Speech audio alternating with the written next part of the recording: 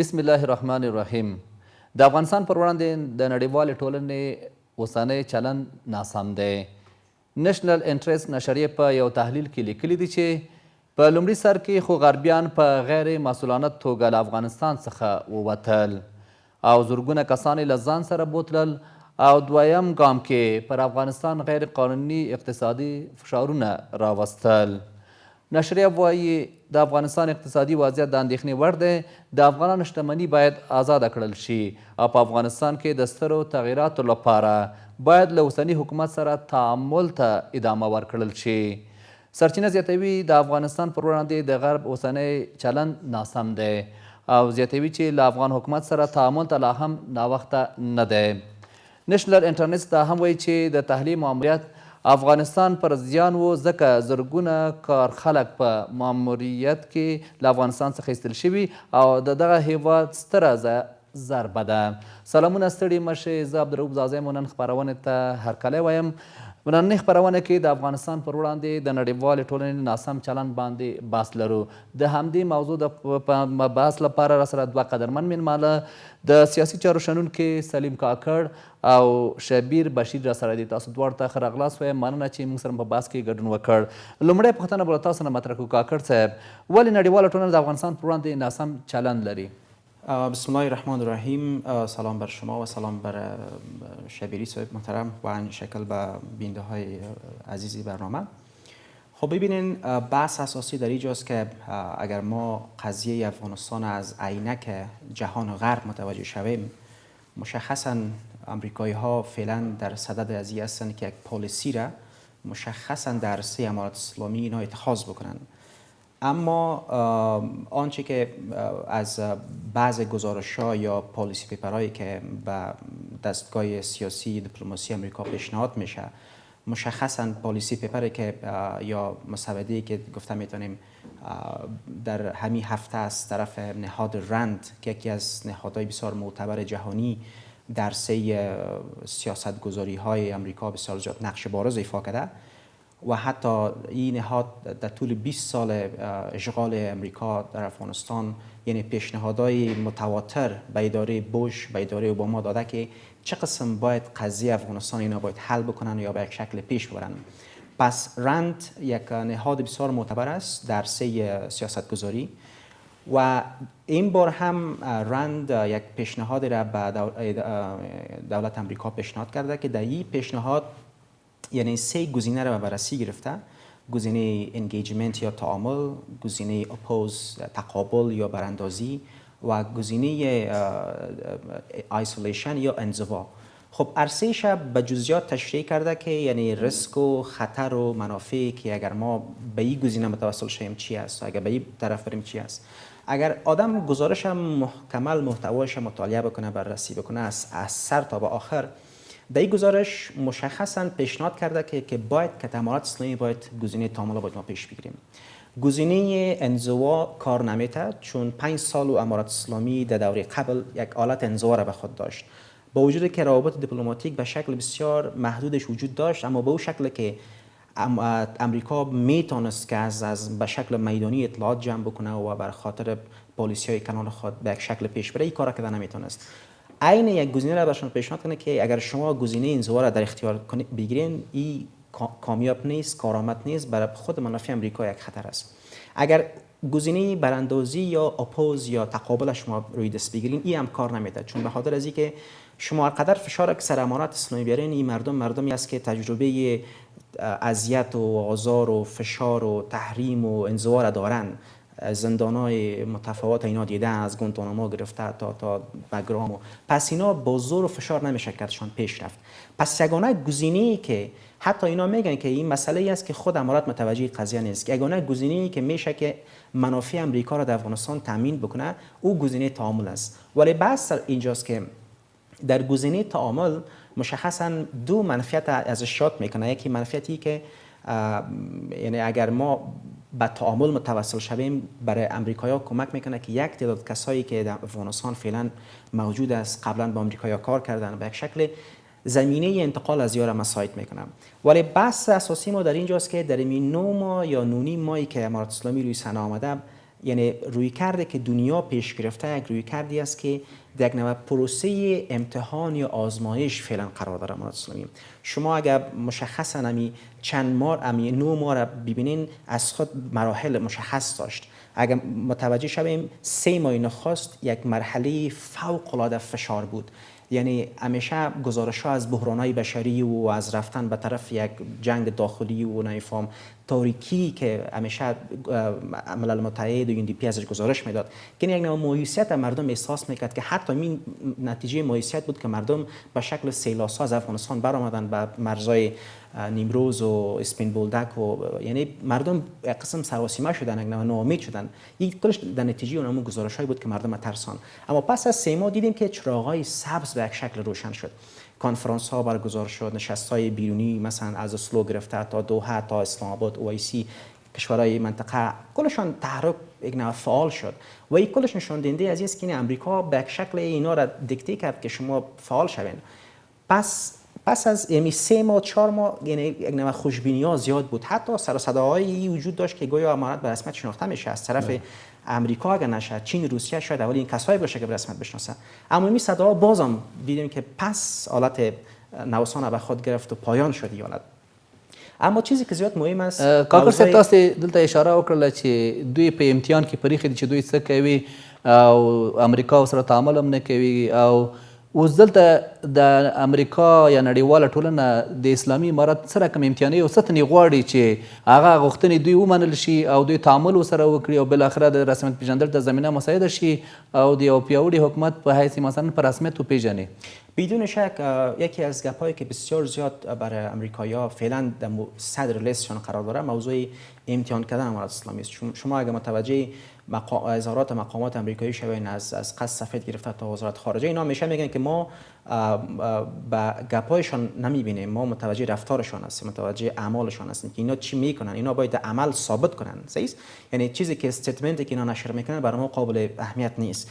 یعنی هدف اونایی است که میگن اینا در عمل باید ثابت کنن. پس یعنی چیزی که به عمل ثابت میکنه خیلی پس به این معنی که یک نوع آزمایش است، یک نوع امتحان است که یک نوع حالت دادبستان است که باید گرفته شود یا چیزی که تعامل شود. پس به این اساس حتی موضوع انسداد پولای افغانستان در بانک رزرو نیویورک هم یکی از اون مسائلی است که منایس نقطه فشار استفاده میشه. به دو هدف کار استفاده میشه. اول خب بحث ها دعوای رام زیاد شد، گرچه مثلا موضوع تازه نیست. در اوایلی که موضوع پول که مسدود شد گزارش ها نشر شد، بحث ها بسیار زیاد شد که پول مردم افغانستان است، پول امارت اسلامی نیست، این پولی است که یعنی سرمایه منتو هست که وابسته افغانستان است. هیچ کس حق نداره که پول بگیره و از او استفاده بکنه و حتی دولت امریکا این خودش نشان دهنده از این است که سر دولت امریکا نمیشه اعتماد کرد. یک پول یک ملت غریب که بیچاره که نان خوردن نداره به یک شکلی را قید میکنه به هدف سیاسی خود که بتونه که بالای امارات فشار بیاره. چون این پول به مسدود شده در اوایل گمان به این میرفت که شاید که اگر ما سر امارات از آدرس اقتصادی فشار بیاریم شاید یا با ما زود تسلیم شوند. یعنی در اول این دید وجود داشت، اما دیدن که این گزینه کارآمد زیاد نیست، کارایی نداره و اگر هر قدر که تو سر امارات فشار بری دیگه هم اینا تن نمیتن به این مسئله. پس به او اساس موضوع پول گفتن که خیلی ما اساس تا این مسئله را حل میکنیم. 3.5 میلیاردش به یک شکل گرفتن در یک اکانت، گفت ما جمع کردیم که قربانی حادثه 11 سپتامبر به یک شکل اون دعوا دارن، اعتراض دارن که پس اونها هم از دعوای خود پای کشیدن، گفتن که ما اینا به مردم افغانستان پس میخوایم که برسن.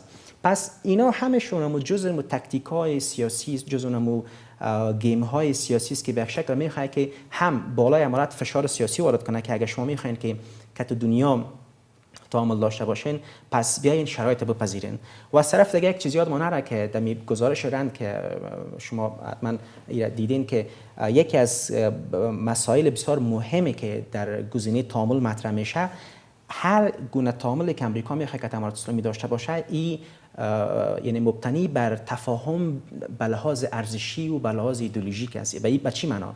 به این معنا خواستایی که امریکا داره به لحاظ بسته‌های ارزشی، مثلا حقوق بشر، مثلا حکومت فراگیر، حقوق زن، آنچه که به طرف این مسائل غرب از این عینک نگاه میکنه، عین اگه هم میخواد که امارات هم در این جهان بپذیرم.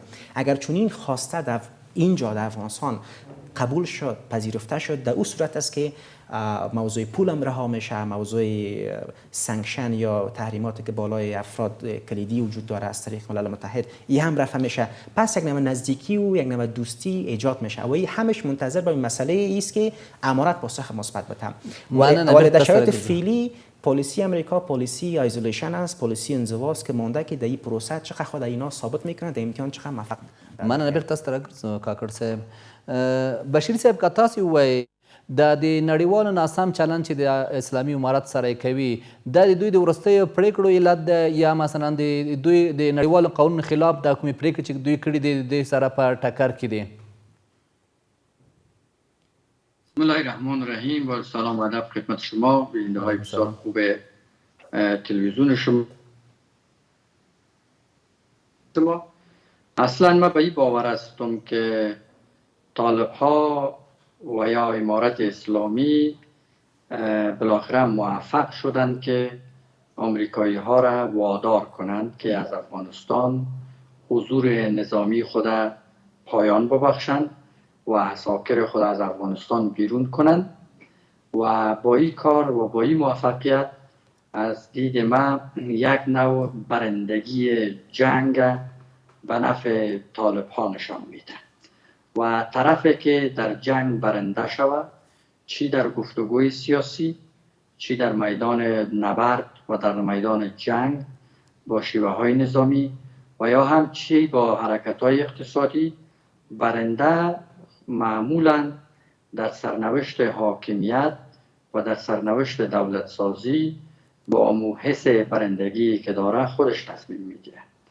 بنابراین با حضور 20 ساله آمریکایی ها در افغانستان تمام موارد را که اونا در ابعاد مختلف پیشنهاد میکنند، از قبیل حقوق بشر، حقوق زنان، فعالیت های اقتصادی، مدیریت بحران بشری در افغانستان، تمامی اهمی نابسامانی هایی که در افغانستان فعلا وجود داره، خصوصا نابسامانی های اقتصادی، میراث از حکومت هایی که در 20 سال گذشته آمریکایی هایی که دیزاین میکردن باقی مانده.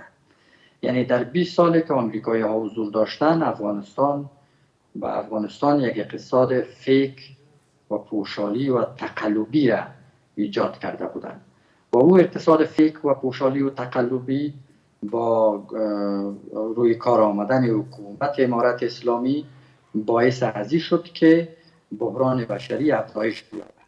یعنی در حقیقت ریشه بحران بشری در 20 سال حضور سیاسی نظامی اقتصادی آمریکایی ها. روی از این موضوع امروز که آمریکایی ها از راه دور بر ما فرمایش میتن و 20 سالی که حضور داشتن هیچ غلطی نکردن و حال از راه دور فرمایش میتن، من فکر میکنم که نوع مزاحمت است و نوع مداخله در امور داخلی کشور و ملت ما میبینم.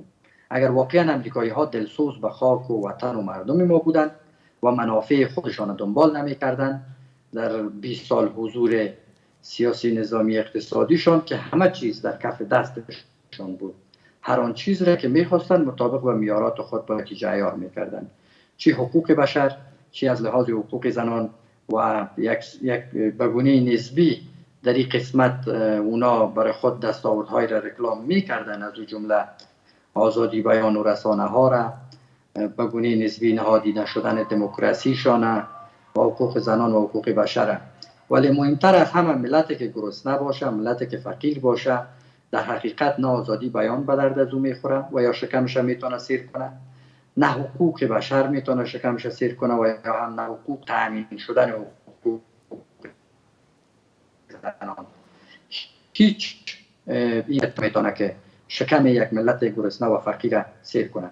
هانچی که این ملت گرسنه و فقیر میتونست که فقر و گرسنگیش کاهش بده و مدیریت کنه، روی از این موضوعات آمریکایی ها و حکومت هایی که اینجا نصب کردن و یا بالای گرده های مردم افغانستان سوار کردن کار نکردن، یعنی کار زیربنایی نکردن. امروز از راه دور فرمایش میتن و این فرمایش هم اگر به مزاج مسئولین امارت اسلامی، یا بهتر است که بگویم اگر به پالیسی مسئولین امارت اسلامی تطابق داشت و خوب، اگر نداشت اینا برنده میدان جنگ هستند قبول نمی کنند و تمامی حرکات و اعلامیه های آمریکایی ها را من جز مزاحمت چیز دیگه نمی پندارم. بشیری صاحب امریکا دلته اوس د اهداف چی دي؟ دوی ګوره بشل کلن حضور کې دلته راغلل، کوم دوی په کوم هدف باندې چې مثلا د افغانستان ته راغلي وو هغه یو هم عملي نه کړ. دوی ویل چې مثلا د دې د فساد ریشه له منځه لاړه شي، همدغسې ښه حکومتوالي له منځته راشي او د تروریزم په وړاندې باید مبارزه وشي چې خوشبختانه په افغانستان کې خو تروریزم نه و، تروریزم ځال هغه د ټول ته معلوم دی چې په کوم ځای کې تروریزم و، او بل د مخدراتو د منځه وړلو لپاره مثلا دوی باید مبارزه وشي او په کلي توګه له منځه وشي. یو کار هم ونه شو او دلته شل کلن حضور مو یوازې چې دلته مثلا خلکو قرباني ورکړلې، خلکو باندې بمبارۍ وکړلې، ظلمونه یې وکړل او ستر جنایتونه یې ترسره کړل او د افغانستان نه مثلا بیرته ووتل. اوس دوی څه اهداف لري دلته په افغانستان کې چې دغسې بېلابېلې مثلا ضد نقیص څرګندونې کوي د افغانستان په اړه باندې؟ در رابطه با حکومتداری خوب که فکر کنم یک بخش از سوالتان بود و ادعای آمریکایی ها است که طرفدار حکومتداری خوب هستند، طرفدار همشمول شدن حکومت امارت اسلامی هستند و طرفدار مشارکت سیاسی در حکومت امارت اسلامی هستند. خدمت شما عرض کنم که در 20 سال گذشته نمونه و مثال حکومتداری خوبی که آمریکایی ها توسط حکومت هایی که خودشان ایجاد بشیر صاحب ما هم در تیر شل کال ته اشاره وکړه، تاسو لږ سوال حکومت رئیس جمهور فراری افغانستان آقای اشرف غنی شما شاهد بودین که از دفتر خود رئیس جمهور که دزدی میکردن تا آخرین مأمور کاخ ریاست جمهوری مشغول دزدی بودن، از وزیر مالیه گرفته تا مشاورین رئیس جمهور تا نزدیکان دفترش تا خودش همه مصروف تاراج حقوق حقی ملت و یا ملت که متاسفانه وجود نداره، مردم افغانستان بودیم و این نوعی از حکومتداری خوبه که آمریکایی ها ایجاد کرده بود. و همونطور در زمان حکومت آقای کرزایی شما شاهد هستین که افغانستان چندین سازمان جهانی به عنوان مفسدترین و فاسدترین دولت دنیا معرفی کرد و حکومت آقای کرزی هم فسادی که در حکومت آقای کرزی بود کار در استخوان مردم رسانده بود و به می شکل فساد و دزدی علنی و آشکارایی که در حکومت اشرف غنی فراری بود همچنان کار در استخوان مردم رسانده بود. این نوع از حکومتداری های خوبه که آمریکایی ها ادعا میکنند و خودشان ایجاد کرده بودند. در بحث مشارکت ملی در حکومت امارت اسلامی خدمتتون عرض کنم که اگر منظور از آمریکایی ها چهره های تاریخ تیر شده و اکسپایر شده گذشته بود که هر کدام ادعای امپراتوری و ادعای نفوذ میلیونی را داشتند و باز در پل حیرتان ساعتها منتظر بودند که طرف ازبکستان دروازه را برشان باز کنه و فرار کنه، مردم افغانستان از این چهره ها خسته هستند و این چهره ها امتحانشان را به مردم افغانستان داده و دوباره آوردن این چهره ها در حکومت چیز را تغییر نمیده. یعنی به مقوله مشهور میمونه عمل کرد که اگر میخواهیم که نتیجه متفاوت به دست بیاریم باید در مسیر متفاوت حرکت کنیم. از حرکت کردن در مسیر مشابه نتیجه متفاوت برای ما نمیده. ما طرفدار مشارکت سیاسی و یا همشمول شدن حکومت امارت اسلامی هستیم، ولی نه به این بنایی که مشارکت قومی صورت بگیره و تنها از این رهگذر قومی یا مشکل قومی حل شود. بشیری صاحب بشیری صاحب حکومت امارت بشیری صاحب است که تخصص‌گرایی کنند. بشیری صاحب هر قومی که بشیری صاحب وجود داره بشیری صاحب جذب کنند و دشکار بگیرند در بشیری صاحب افغانستان. بشیری صاحب د تعامل لپاره د دوی د همشموله حکومت باندې ډیر ټینګار کوي نړیواله ټولنه انداسې امریکا هم دغسې سیمې هیوادونه او دلته به اسلامي امارت وایي چې زموږ حکومت همشموله دی، ټول شموله دی. دلته اوس دغه ټول شموله کلمه خلکو نه ورکه ده چې د ټول شموله حکومت نړیوال سره کوم ټول شموله حکومت غواړي او اسلامي امارت سره کوم ټول شموله حکومت غواړي. یکی از خواستهای جامعه جهانی در جهت به رسمیت شناخته شدن حکومت امارت اسلامی تشکیل یک حکومت از طرف طالبان در شکل همه شمول بودن است. همه شمول بودن منظورش این است که اقوام مختلف در حکومت سهم داشته باشند و در رده های بلند حکومتی اقوام مختلف حضور داشته باشند. در تصمیم گیری های حکومتی اقوام مختلف حضور داشته باشند.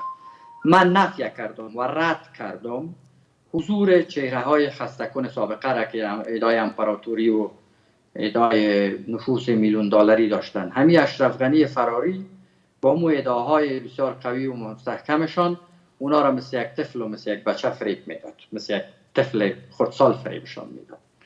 طرفدار تشکیل شدن حکومت همه شمول هستیم و هم قسمی که اشاره کردم که در نفس از او تخصصگرایی باشه، متخصصین در حکومت کار کنه تا ما بحران ما مدیریت شود، تا بتانیم این کشور به کشور مناسب تبدیل کنیم و جلوگیری از مهاجرین خود داشته باشیم. امروز مهاجرین افغانستان در سراسر دنیا به حالت فلاکتبار زندگی میکنه و مسئول هستیم. هر یک ما در مقابل یک مهاجر ما که امروز در یک کشور توهین و تحقیر میشه ما مسئول هستیم. من شخصا خودم مسئول میپندارم در صورتی که یک کار را بلد هستم و برای افغانستان انجام نمیتم تا افغانستان برای زندگی مردم ما مناسب شود. او مهاجرینی که در بیرون در فلاکت به سر میبرند ما مسئول هستم و همه ما مسئول باید. ډیره مننه کور مادان بشري صاحب. که پلان توګه کاکړ صاحب تاسو راته ووایئ د دغه نشې غوښتنه چې د تعامل نه بله لاره نشته چې باید دوی اسلامي امارت سره نړیواله ټولنه امریکا تعامل ولري. آیا رښتیا به هم دوی مثلا د تعامل ته غاړه کېږدي د اسلامي امارت سره به تعامل وکړي او تر څو د رسمیت پېژندنې ته زمینه مساعده شي او د یو اسلامي امارت مثلا په رسمیت وپېژني او د کوم ناخوالې چې اوس اقتصادي ناخوالې دي او سیاسي ناخوالې د پای ټکی کېښودل شي؟ خب بدون شک اگر ما یک نقطه را متوجه شویم 20 سال حضور امریکا در افغانستان به همه دنیایی را ثابت ساخت که یعنی در اصل دغدغه اساسی از اونها می بود که به منافع کلان خود اونها دست پیدا کنند در جغرافیای افغانستان. یعنی اصلا نه در پروای مردم افغانستان بودن، نه به پروای صحت و تعلیم و تربیه و هیچ چیز. همش در کل منحیث یک مسائلی بود که ظواهر بود که برای مردم پیشنهاد میکردن اما در اصل اونها از پیش سر خود اهداف و سناریوی خود داشتن. شما ببینید حتی وقتی که موضوع حقوق بشر و حقوق زن و مفهوم حکومت فراگیر و این پکیجی که اینا معرفی میکنن مناسب یک پیش شرط بر رسیدن به طرف حکومت مشروع یا سیاسی یا رفتن به طرف یک نوع مشروعیت سیاسی اساسا یک پکیج ارزشی است. یعنی به یک شکل میخوانه که ارزش‌هایی که غرب در جهان غرب تمثیل میشه یا ارزش‌ها در افغانستان هم تمثیل شود. اینا باید متوجه باشن که اساساً جامعه غرب یک جامعه متفاوت از جامعه افغانستان است. در اینجا مردم افغانستان با اسلام تولد میشن، با اسلام نفس میکشن و با اسلام از دنیا میرن. یعنی بسته مکانیزمی که زندگی انسان‌ها در افغانستان طی میشه به اساس اسلام پیش میرن که این در تناقض بسیار آشکارا و مستقیم با ارزش‌های غربی است که به هیچ عنوان این دو گپ با هم دیگر سر سازش پیدا نمیکنه. و از طرف دیگر اگر مشکل بحران بشری یا نمیفهم فقر و گرسنگی و بیکاری دغدغه امریکایا می بود یا جهان غرب می بود، خب مشکل از بیکاری و فقر است. اینا میگن که حقوق بشر مراد کن. پس حقوق بشر کجای مشکل فقر حل میکنن؟ صحیح؟ حقوق زن تو مراد بکن. پس یعنی اینا مشکل دمی میبینن که میگن زنا دمی سرک گشت افغانستان دیگه صدا که بلند کرد سرش لوج بود دیگه ان شاء الله که مشکل گشنگی هم حل است و مشکل مکتب هم حل است، همش حل است. چون نگاه جهان غرب نسبت به امارت اسلامی، نسبت به تک تک مردم افغانستان نگاه ارزشی است. نگاهی است که اونا پس امی خود حقوق بشر جزء پکیج ارزشی است. و از طرف دیگه یک چیز متوجه شویم که بسته نهادهای تحقیقاتی در آمریکا فعلا فعال شده. از این لحاظ فعال شده که میخواد که پالیسی پیشنهاد بکنن، چون فعلا شرایطی است که از یک سو در آخر ماه جون تمدید معافیت امکان داره شود به بعض چهره های امارت اسلامی. از طرف دیگر به 15 جون قرار است که فردا باشه یک نشست برگزار میشه که یک نشست استماعی است که پالیسی میکرای امریکایی میشنون از تینک تانک ها، از اتاقای فکر که سر مسئله افغانستان تحقیقات کردن و آوردن مناسب یک پالیسی پیشنهاد میکنن که یکی از اون مسئله رند است که گزارشی که اینترنشنال ترست هم که نشر کرده تقریبا در روشنایی گزارش گپ جمع کرده که پیشنهاد اساسی موضوع تعامل است. چون یک ما فراموش نکنیم که امریکا در 20 سال حضور خود در افغانستان به او اهداف کلان که میخواست برسه به او اهداف نتونست برسه و حتی افغانستان به یک شکل نیمه کاره رها کرد و رفت و حتی در نیمه های شب بگرام رها کردن و از خود افغانستان هم آخرین سربازش که برآمد در نیمه های شب اینا فرار کرد که نشان دهنده نهایت ترس از ما است. پس به این معنا که امریکا ماموریتش افغانستان ناکام بود، ولی بحث در اینجاست که امریکا از افغانستان از دروازه بیرون شده اما میخواد که از کلکین دوباره وارد شود. اینا وقتی که وارد میخواد شود پس وارد شدنشون به اساس بعض اصول است. مثلا در گذشته در سال 2001 به شکل نظامی وارد شد، یعنی میلیتری اکوپیشن، یعنی اشغال نظامی افغانستان شد که بیسا بود و از رئیس جمهور گرفته تا وزیرای سکتور امنیتی را اونا انتخاب میکردن، یعنی کل اداره افغانستان به دست امریکایی‌ها به دست بسته متحدین ناتو بود. ولی آل اینا دیدشانی است که این کار خو از وس ما بالا هست، چون فعلا افغانستان یک کشور اشغال شده نیست، درست؟ ساکر هیچ کشور به شکل نظامی اینجا وجود نداره. ولی اینا میخواین که یک نوع تعامل ایجاد بکنن. این تعامل مبتنی بر بعضی ارزش‌ها یا اصولای استعماری زیادتر. شما یک چیز ببینید که استعمار است که اشغال است. در استعمار حضور نظامی وجود نداره اما نهادهای وجود داره، من حیث بازوهای اقتصادی مثل IMF، مثل بانک جهانی، مثل ملل متحد، با وجودی که مردم به اینا بسیار خوشبین هستند اما این نهادها در 20 سال موجود دارند. ډیره مننه کاکړ صاحب، ډیره مننه کور مدن وخت په باز هم میخواین به شکل وارد شوند. ډیره مننه کور مدن کاکړ صاحب.